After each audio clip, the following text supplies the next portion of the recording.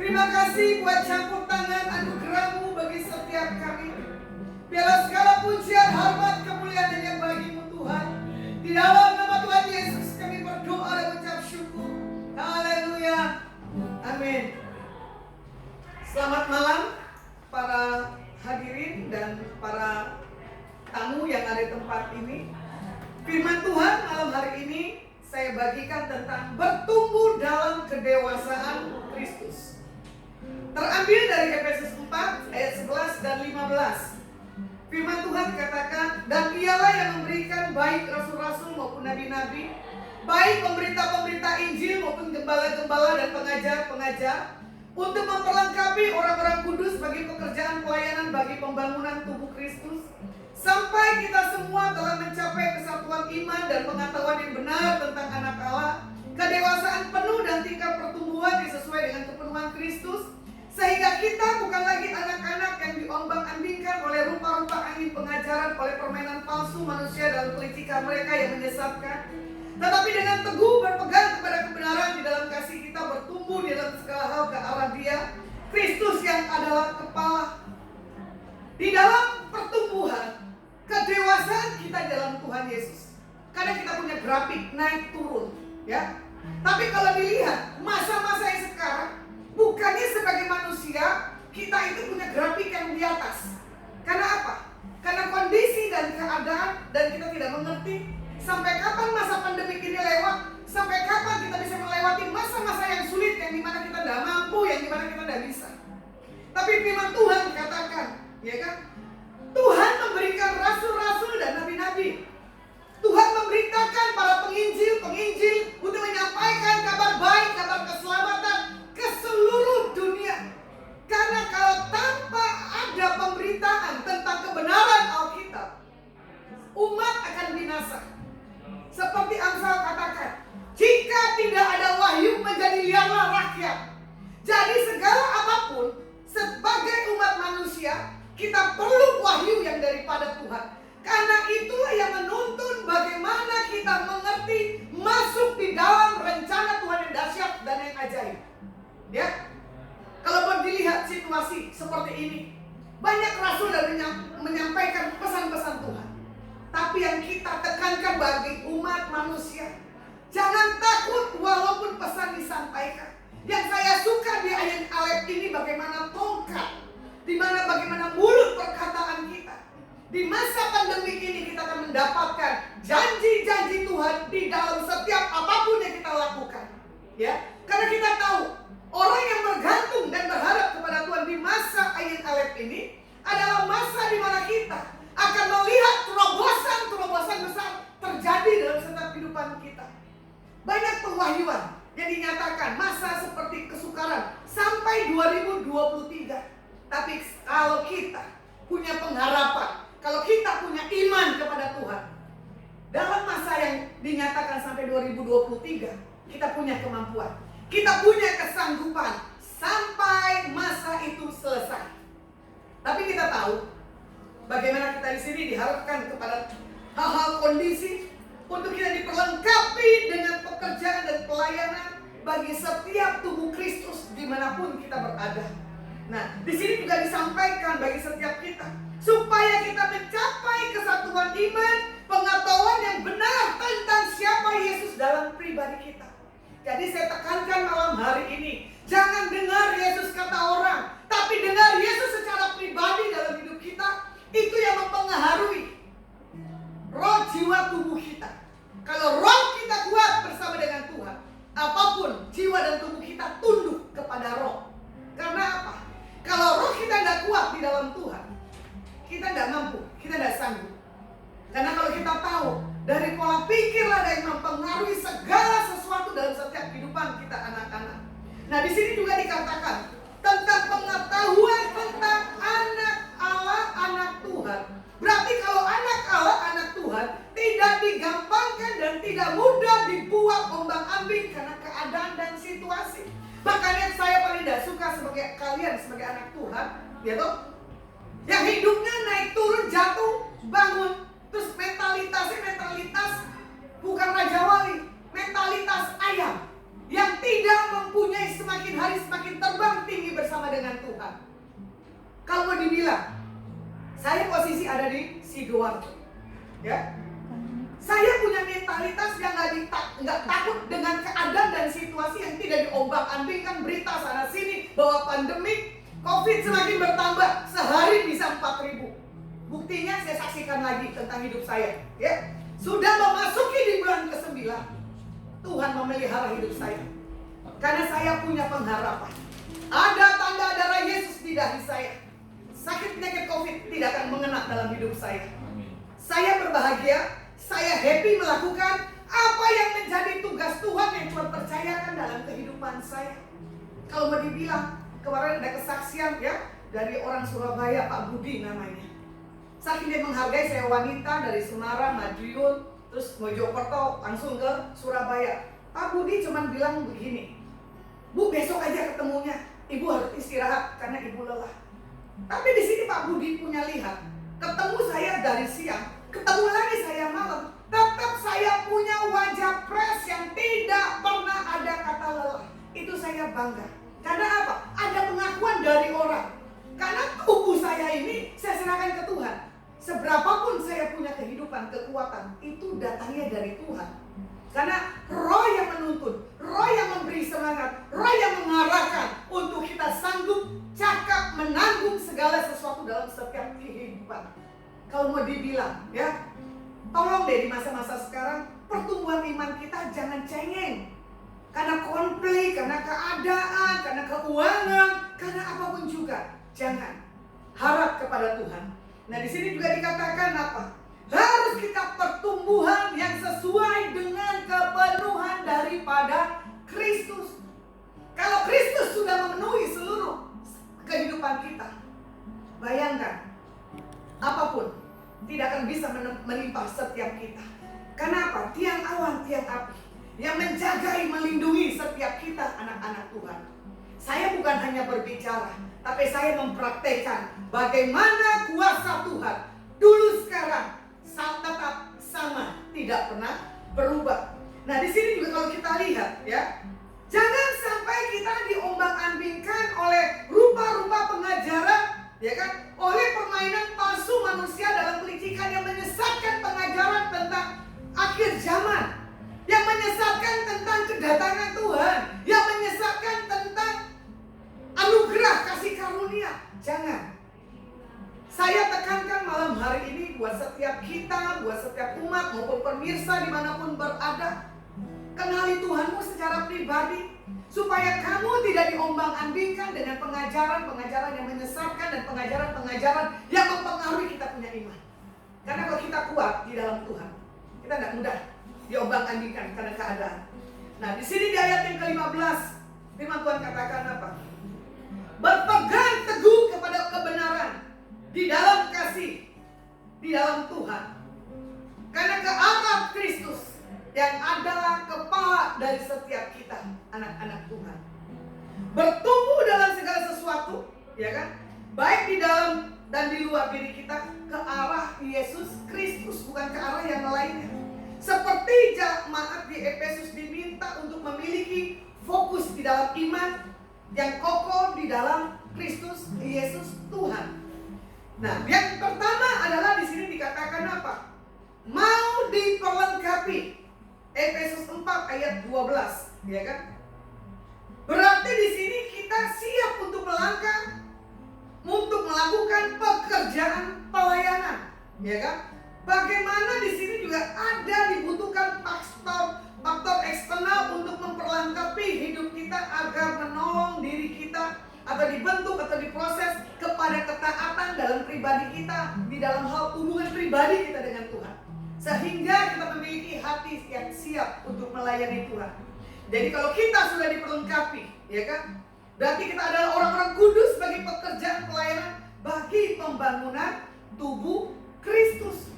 Jadi kalau kita sudah menjadi anak-anak Tuhan, kalau kita sudah menjadi pelaku daripada Tuhan Yesus, ya kan, kita tidak pernah punya rasa takut, karena seluruh kita punya kekuatan, organ tubuh yang daripada Tuhan itu diperlengkapi oleh Tuhan.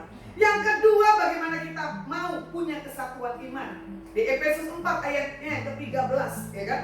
Di sini juga dikatakan orang yang memberi hidup berarti diperlengkapi dan memiliki iman yang terus bertumbuh dalam kesatuan hati dan kasih sesuai kepenuhan Kristus. Ya kan? Kita jangan pernah tinggalkan pertemuan seperti Ibrani 12 ayat 25. Jangan tinggalkan pertemuan-pertemuan ibadah ya sejati. Karena ibadah pertemuan itulah ibadah bagaimana iman kita, kehidupan kita, permasalahan kita, sama-sama kita cerita, sama-sama kita mendukung dan menopang. Begitu pula di Kisah Rasul 2, cara hidup jemaat mula-mula berbagi.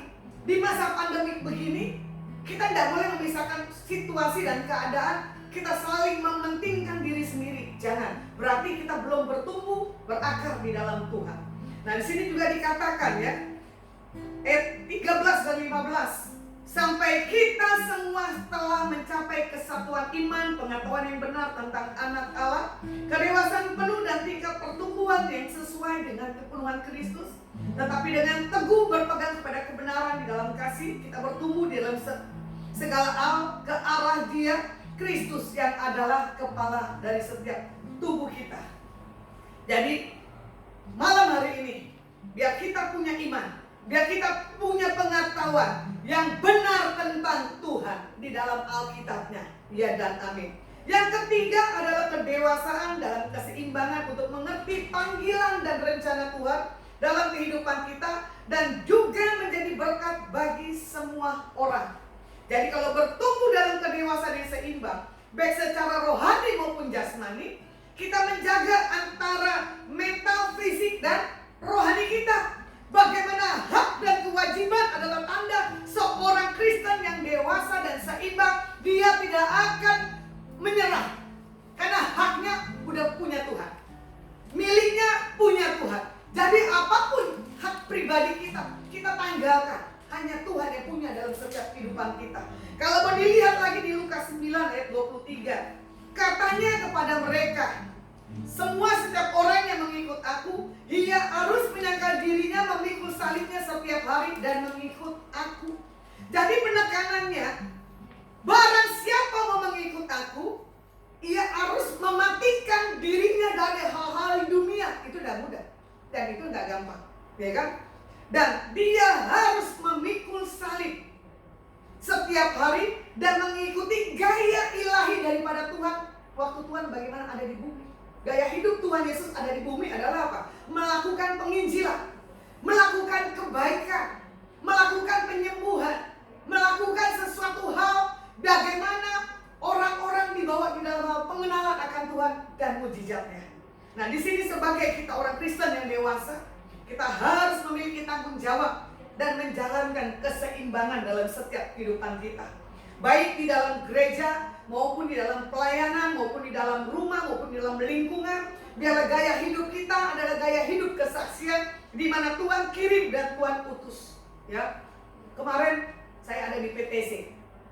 Saya ketemu dengan rekan saya yang 6 tahun tidak pernah ketemu lagi selama saya ada di Surabaya. Ya, kebetulan ada satu rekan di luar daripada Yesus.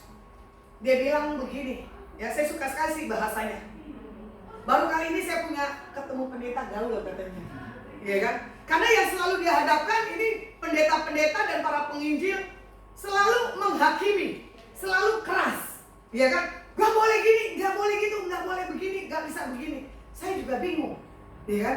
Baru saya berjumpa dengan orang di luar Yesus, saya sampaikan pesan Tuhan, saya sentuh dengan kasih Tuhan, dia terharu dan terkagum-kagum. Dia bilang begini, wow, baru kali ini saya lihat pendeta relax, ya, dengan gaya santai dan cuek membawa sesuatu hal yang ilahi dengan cara apa? Berkomunikasi.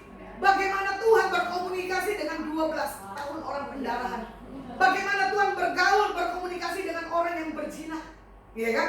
Makanya kalau kita melakukan segala hal penginjilan, jangan kita pakai dengan kita punya gaya yang terlalu formal. Ya, hari itu ada seorang penginjil, takonya penuhnya luar biasa. Ya, rambutnya gondrong. Itu saya tersentuh loh. Dia bisa menjangkau banyak orang. Tapi saya bingung, gitu kan? Karena sudah gayanya dia begitu, ya sudah, tidak boleh dilarang. Karena pertobatan orang masing-masing. Siapa yang bisa hilangkan seluruh tato dalam tubuhnya? Nggak bisa. Ada nggak bisa ngeluarin payudi? Operasi pun kulitnya bisa lebih parah dari yang lainnya, ya, bisa rusak. Nah, di sini juga dikatakan apa? Kita mengasihi Tuhan dan melayani Dia dengan karunia yang Tuhan berikan.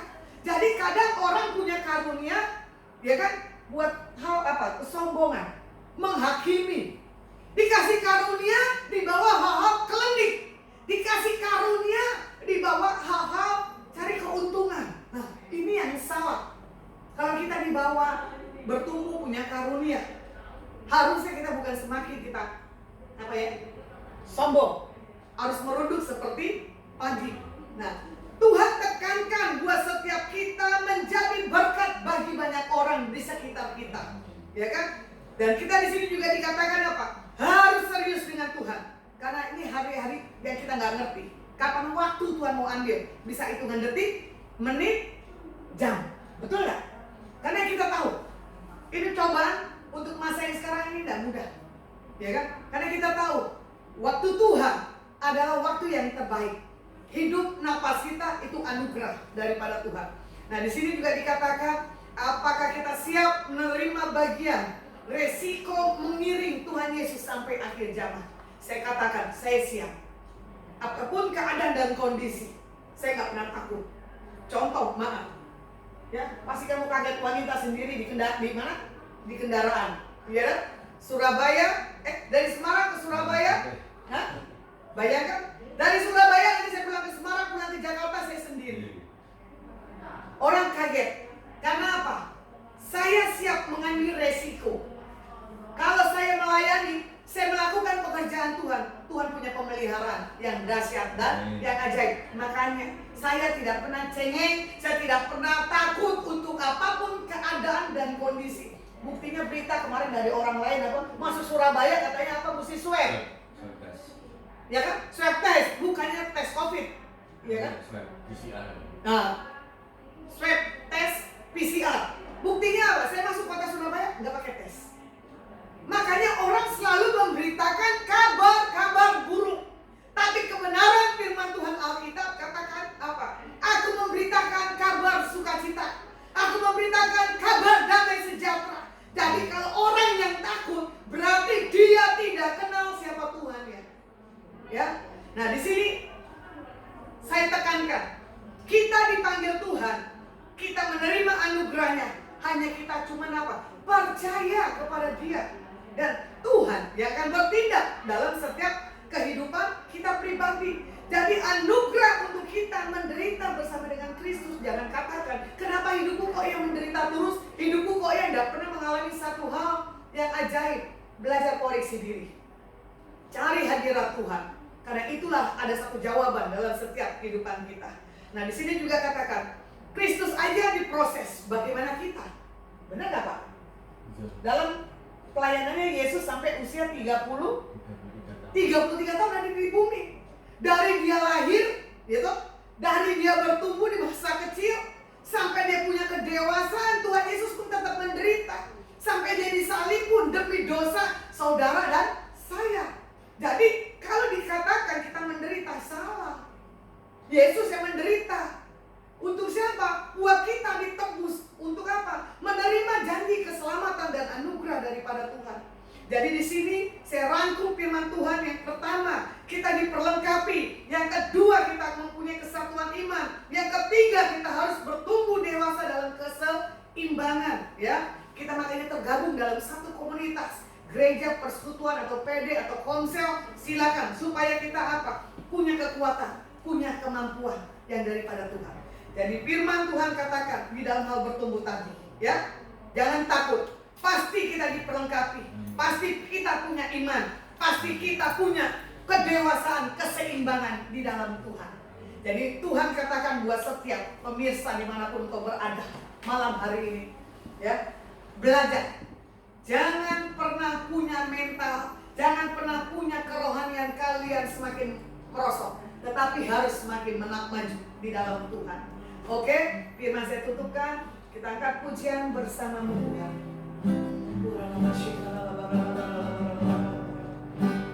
Bersamamu Bapa, ku lewati semua, berkenan aku ya, teguhkan hatiku. Engkau yang bertindak,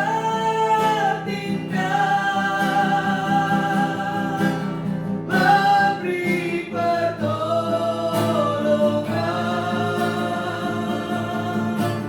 anugerah-Mu besar melimpah bagiku. Bersamamu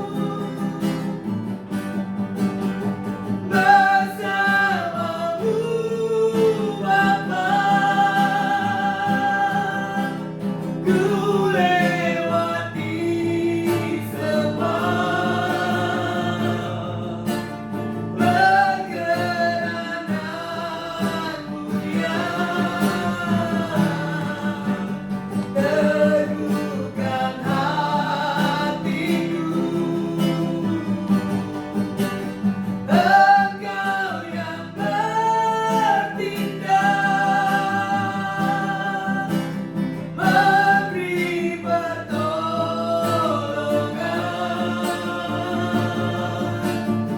anugerah-Mu besar melimpah bagiku.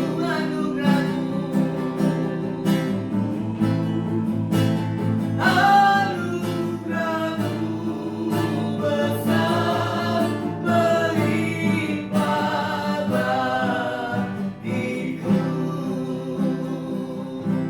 Anugerah-Mu besar melimpah bagi kami. Biar malam hari ini kami punya pertumbuhan pengenalan pendewasaan di dalam Kau Tuhan. Bawa iman kami semakin kuat. Bawa kami lebih dan lebih lagi. Bawa kami mengalami perjumpaan pribadi dengan Kau. Supaya iman kami tidak goyah.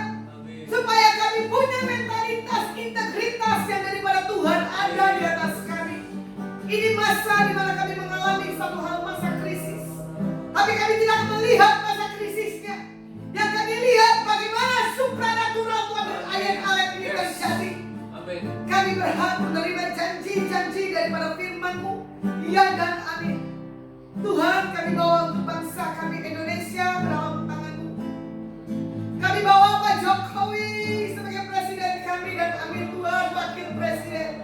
Bapak di dalam nama Tuhan Yesus, mengurapan hikmat kedaratan daripada Engkau Tuhan turun buat para pemimpin bangsa kami. Beri kemampuan, beri kami petunjuk bagaimana kami harus membawa kabar sukacita buat pemerintahan kami. Biarlah sekali kami rasul sebagai nabi, sebagai gembala, sebagai penginjil dan pengajar. Kami disatukan menyampaikan setiap doa pesan-pesan buat bangsa di mana kami berada Indonesia. Kami serahkan Tuhan buat pilkada Desember. Kami serahkan para menterinya. Kami perserahkan para aparat pemerintah dari pusat daerah, RT, RW, lurah, camat, wali kota, gubernur Tuhan, bupati ke dalam tangan. Kami serahkan Tuhan ekonomi bangsa kami dan bangsa-bangsa lain. Kami katakan shalom, sang damai sejahtera sukacita datang dari Bapa Roh Kudus. Ada di atas setiap bangsa-bangsa. Lewati dan melalui masa-masa krisis COVID-19 ini Tuhan. Hanya dengan kuasa nama Tuhan Yesus. Hanya kami minta belas pengasihan. Kami tahu ada pemulihan, ada transformasi, dan ada keajaiban. Terima kasih Tuhan, terima kasih. Berkati juga gembala dari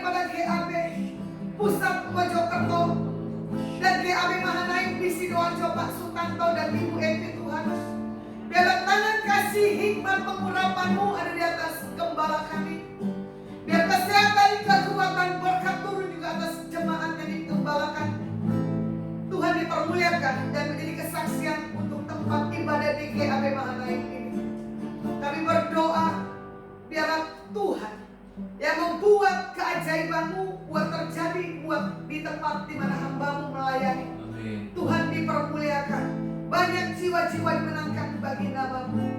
Terima kasih hamba-Mu selesai menyampaikan isi hatimu dan ibadah. Dalam berkat kasih anugerah yang datang dari Bapa, Putra dan Roh Kudus, di dalam persekutuan yang manis, berkati pemirsa umat-Mu yang ada di tempat ini. Dalam tangan kasih anugerah-Mu Tuhan melimpah bagi setiap kami. Di dalam nama Tuhan Yesus kami berdoa dan mengucap syukur Tuhan. Haleluya. Amin. Kita angkat pujian doa Yabes.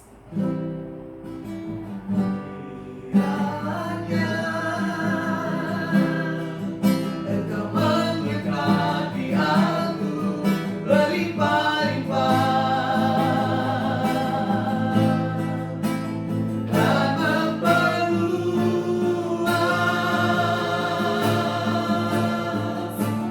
daerahku,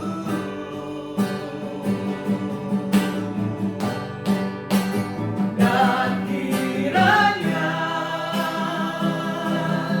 tanganmu menyertai aku dan melindungi aku daripada malapetaka,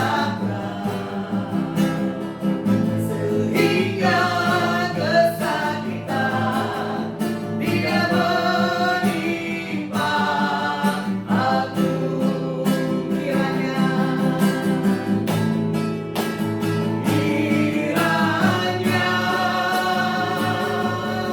Engkau menyertai aku dan melindungi aku daripada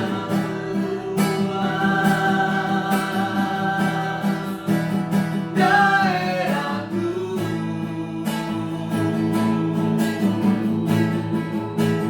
dan kiranya tanganmu menyertai aku dan melindungi aku daripada malapetaka, sehingga kesakitan tidak menimpa aku, sehingga kesakitan